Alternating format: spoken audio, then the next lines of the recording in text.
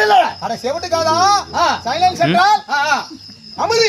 ஓ அமைதியா இருக்க சொல்றேன். ஆமா அப்படி விவரமா சொல்ல வேண்டியதானே. சைலன்ஸ் வந்து அமைதி கேட்கணும்.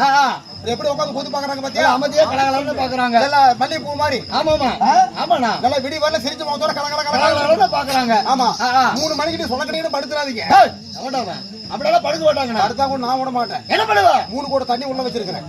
3 கூட தண்ணி. ஆமா ரெடியா இருக்கு. அமைதியாக தயவு செய்து யாரும் சத்தம் போடக்கூடாது. சரி அமைதி காக்கணும். ஆமாடா. அதே மாதிரி மேமூச்சு விட்டாலும் கீமூச்சு விட்டுறாதீங்க. அதான் மேமூச்சு வேற கீமூச்சு வேறயா? மேமூச்சு வேற கீமூச்சு வேற. கீமூச்சு விட்டா கொட்டாய் நாரி போயிடும்.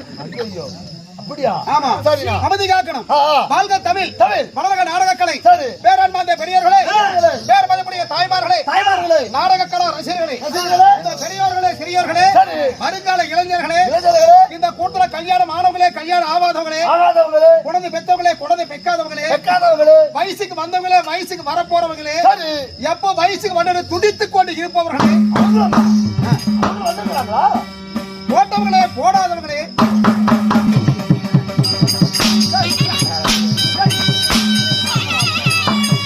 கொலாயில் இருக்கிறான் அடிக்கும் ஒரு ஆனா போட்டவே போடாதுன்னா விவரம் தெரியல. அப்படி வெத்தலை பாக்க போட்டவங்க. வெத்தலை பாக்கு. சரி 3 மணிக்கு மேல விட்டவங்களே பல்லு வளர்க்கலையா இல்லையா?